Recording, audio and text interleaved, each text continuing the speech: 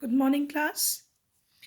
Here we are continuing with your course from Hornbill. We are on the third chapter, Discovering Tut. The saga continues. Now, this is the story written by A.R. Williams. Basically, this is a kind of a historical note which is told to you about the king whose mummy was found, and it was the very talk of that time.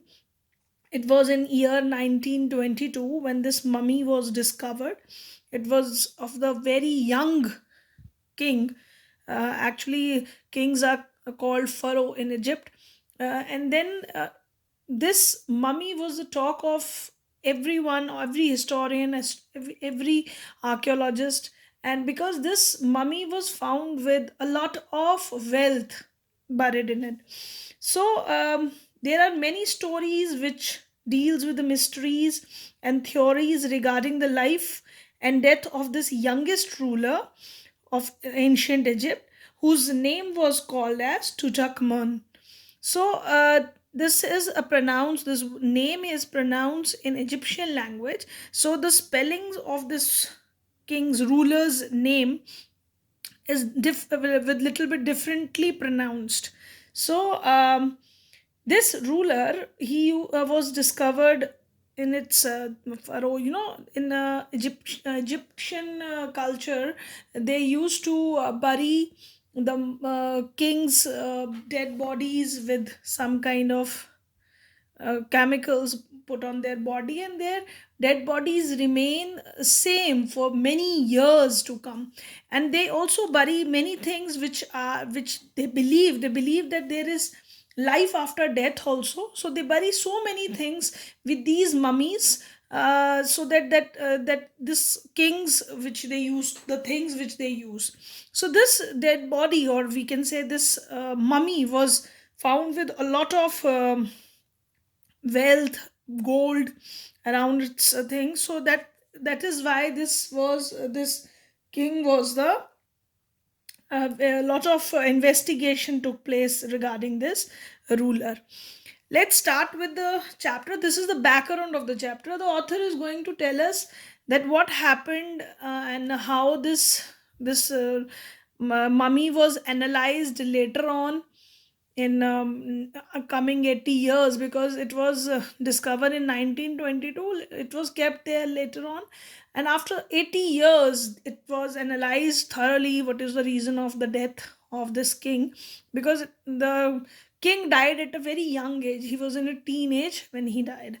So this historians wanted to know the fact why this king died. So this is the story about this thing only.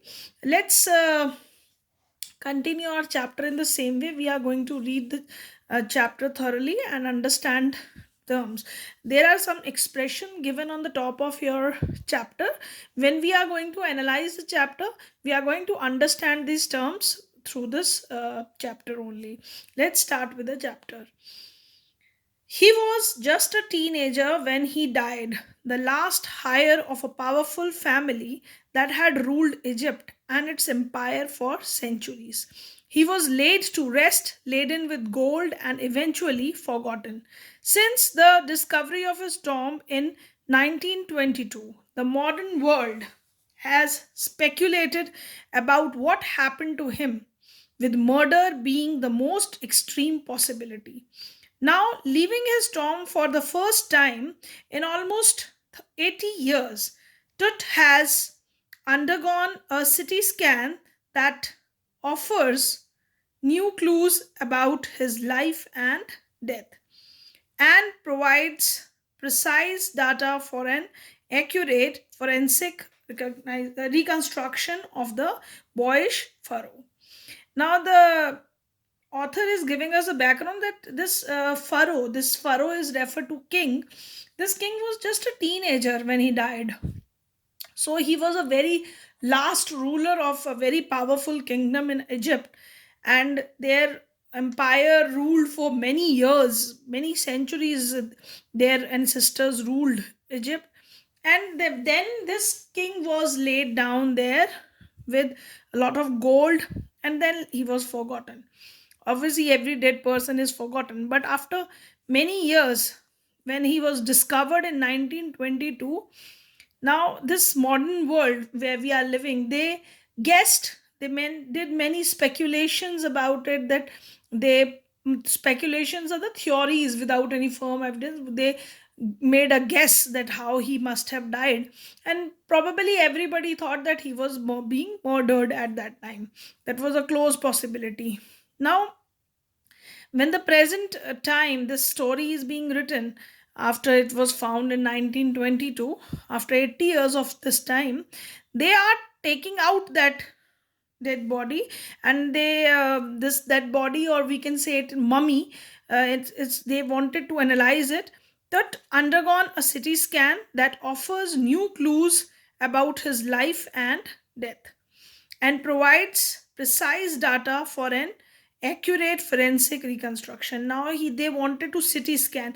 Actually, CT scan is done to analyze the whole body parts thoroughly, and they wanted to make guess that how he might have died, or what about his lifetime and how he might have died. They wanted to analyze that, and this is how they are going to form the forensic reconstruction. Forensic reconstruction is kind of a process of reconstruction. The when they make a face properly of the body, the kind of analysis the machines make, they frame the face of that pharaoh, about how he looks like. An image is given in your book, the way the kings looked at that time, the way they dressed. Now, an angry wind stirred up ghostly dust devils as King Tut was taken from his resting place in the ancient Egyptian cemetery known as the Valley of the Kings. Dark bellied clouds had scudded across the desert sky all day and now were veiling the stars in casket grey. It was 6 p.m. on 5 January 2005. The world's most famous mummy glided head first into a city scanner brought here to probe the lingering medical mysteries of the little understood young ruler who died more than 3,300 years ago. From present day, when this story was, it was 5th January, when this body was brought out. Thus, this is an angry when the author is describing the atmosphere of the place where the king of valley of kings is. Actually, this is the place in Egypt where the kings were buried, in the mummies, and then they made pyramids over them. That is the famous historic place in Egypt. So they were this mummy was brought out from that resting place in the Egyptian cemetery. Cemetery is a place where dead bodies are buried. So in this Valley of King, this at what was the atmosphere at that time? The clouds were dark bellied clouds, means very thick clouds were there in the sky, and they were scudded across, means they were moving quickly in the sky, desert sky, and the stars, there was a gray casket gray color in the sky, that was a gray color, dull gray ash color of was there in the sky. Blue color was not appeared, and it was a time 6 p.m. The date is also given to you, 5th January. And this world famous mummy glided head, this refers to this head of this mummy was taken out, this whole body, because they wanted to do the CT scan and wanted to find the facts, medical facts about this dead body. So, who died 3,300 years ago. Now, all afternoon, the usual line of tourists from all around the world has descended into the cramped rock cut tomb, some 26 feet underground, to pay their respects. So, obviously, this is a historical event when this mummy was brought out from that pyramid where it is buried in that cemetery. So many tourists from all over the world have come there to see this, where this dead body was kept, and they said that it was in the rock cut tomb, and it was down there 26 feet underground. They gazed at the murals on the walls of the burial chamber and peered at Tut's glided face. They all were looking at the murals. Murals are refers to the kind of a paintings which are on the walls of this place. They wanted to see on this underground place where these murals are there, and they were looking at it, and the where the glided face was there. Glided face here is referred to the face which is covered with gold. Actually, the mummies are covered with some kind of chemicals which they use at that time to preserve the dead body, and then they cover it with kind of shaped in a human coffin. Human shaped coffins were made at that time. So that was glided, but this was made of gold. And the most striking feature of this mummy shaped outer coffin's lid, the outer face was mummy face was very beautifully made. It was gold shaped, and it was very attracting feature about this mummy. And some visitor read from the guidebooks in a whisper.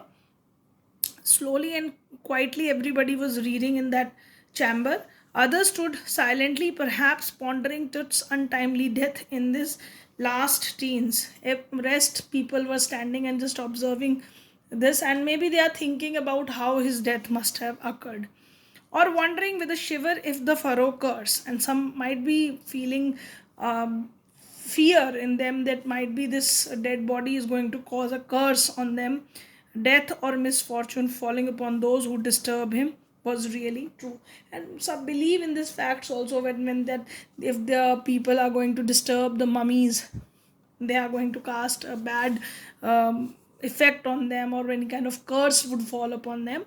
So these tourists who were there, they were analyzing differently. They were analyzing, some are studying, some are thinking, and some are even in a fear that if as this they are bringing out this Egyptian mummy out, and maybe it is going to curse would fall upon those who are bringing it out, or who is disturbing these mummies as they are sleeping peacefully in their graves. Now next, the mummy is in the very bad condition. Because of that, Carter did in 1920s, said Zahi Hawass, Secretary General of Egypt Supreme Council of Antiquities. Now here this mummy was in very bad condition. This was informed by Zahi Hawass, because in 1920, when this Carter, who found this mummy at that time, he wanted to see what is inside that. So he might have done some kind of excavation at that time. So he was a Secretary General of Egypt's Supreme Council of Antiques. So he informed this thing that this mummy is in very bad condition. As he leaned over the body for long first look, Howard Carter, that is, was the British archaeologist who in 1922 discovered Tut's tomb after years of futile searching. Its contents, though hastily ransacked in antiquity, was surprisingly complete. They remain the richest royal collection ever found and have become part of the pharaoh's legend. Stunning artifacts in gold, their eternal brilliance meant to guarantee resuscitation, caused a sensation at the time of the discovery and still get the most attention. But Tut was also buried with everyday things he want in an art life. Afterlife, board games, a bronze razor, linen undergarments, case of food and wine. So this Zahi Hawass was informing that Howard Carter, who discovered this mummy first time, he was a British archaeologist, and when he was searching for it, so what he did, its content, though hastily ransacked in antiquity, say they are very ransacked, refers to when you do the things in a very hurry and you steal things and causing the damage. So that was done with this thing. And because this was a very rich royal collection was there with it, because so many things of important use and gold and all that were buried with the king. So they were part of Pharaoh's legend. Stories were there formed about it, and everything was in gold and their brilliance. It was resection. This was because they were thinking about, because these people, resection means they people believe that there is a life after death. It is Egyptian belief that when a person died, if they bury in ancient Egypt, I'm talking about, in ancient Egypt they used to bury the dead bodies with their things, and they believe that human needs those things after the death. So, though all the things were discovered there, so this tut was also found with the things which were used for afterlife also. So, board games were there, bronze razor were there, undergarments, linen undergarments were there, food, wine, everything was found with him in that. After months of careful recording the Pharaoh funerary treasures, Carter began investigating his three nested coffins. Opening the first, he found a shroud adorned with garlands of willow and olive leaves, wild cerule, lotus petals, and cornflowers. Flowers, the faded evidence of the burial in March and April. When he finally reached the mummy, though he ran into trouble, the ritual resin had hardened cemetery to the bottom of the solid gold coffin. No amount of legitimate force could move them. Carter wrote later what was to be done. So this was written by, the reason was given by the Carter for the damage caused to the mummy of this one. He said that um he had kept the record very carefully, and funerary treasures are referred to all the valuable things which were buried with the pharaoh. He said that I investigated, and there were three nested coffins, because three coffins were there, one inside the other.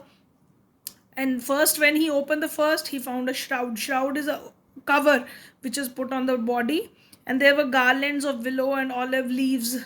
These are the things. Wild cerule, these are all wild plants. Lotus petals, cornflowers is also wild plant. Flowers, it had some flowers. So this flowers are all wild plants, and they were it shows that he was buried in March and April, because these flowers bloom in the time of March or April.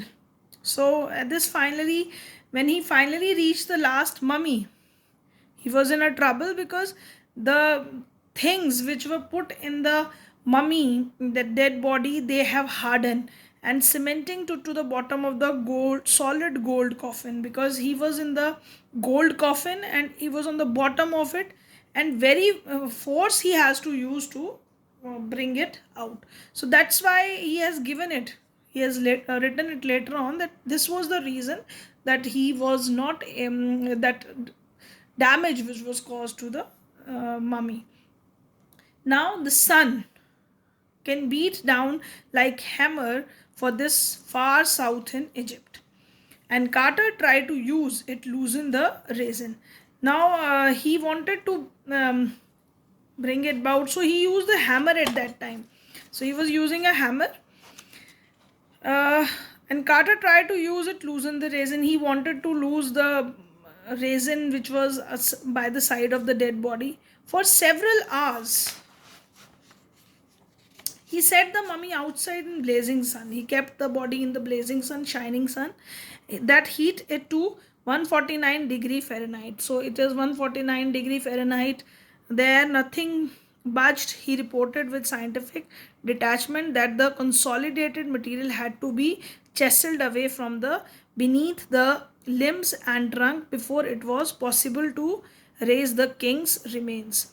So he did that effort, he kept that body in the sun, but the dead body was not coming out, because that was very consolidated, very solid. So he wanted to chisel away. Chisel means he wanted to put chisel on it, then only it can come out. That other resins separated with chisel, then only it would come out, the remains of the king.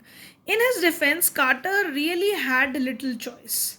If he hadn't cut the mummy free, thieves most certainly would have circumvented the guards and ripped it apart to move the gold. So he know that thing, that if Carter has said in his defense also this, that if he is not going to cut that mummy from that coffin, what would thieves do? The thieves are going to definitely circumvent it, means they are going to find a way to outwit this and guards, and they are going to remove the gold from the dead bodies, and obviously thieves are not going to do this work properly. So he give this argument in to save himself from which what was said against him, that he has made the things worse. So that is an argument which he gave later on in his book, that why what he has to do to bring that body out. So he says that, or hope that they could take that riches with them, and then for his journey to be great beyond, King Tut was lavished with glittering goods, precious collar, inlaid necklace and bracelets, rings, amulets, a ceremonial apron, sandals, sheaths for his fingers and toes, and the now iconic inner coffin and mask, all of pure gold.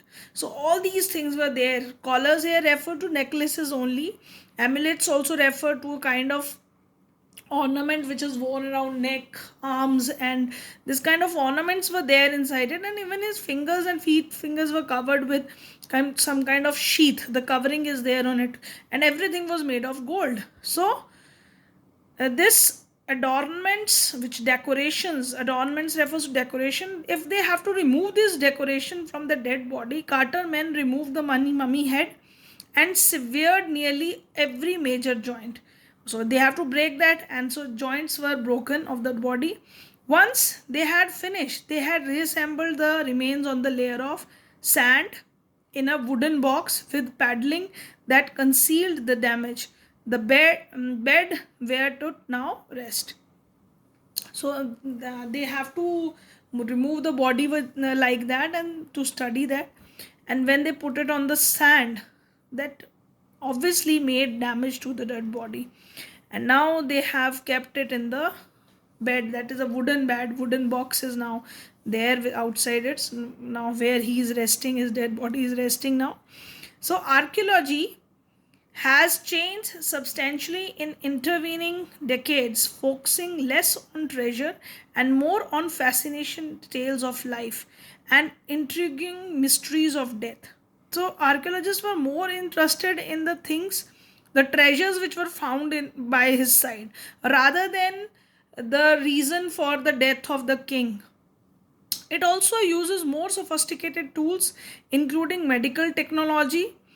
In 1968, more than 40 years after Carter's discovery, an anatomy professor x-rayed the mummy and revealed a startling fact beneath the resin that cakes his chest, his breastbone, and front ribs were missing. So later on, after 40 years, when another anatomy professor, anatomy professor is related to bones professor, he did the x-ray of uh, that body. So he found that some bones were missing from his body, from the ribs part, front bone. So today diagnostic images can be done with computer tomography on CT, by which hundreds of x-ray in cross section are put together like slice of bread to create a three-dimensional virtual body. What more could a CT scan reveal of Tut than the X-ray? And could it answer two of the biggest questions still lingering about him? How did he die, and how old was he at the time of his death?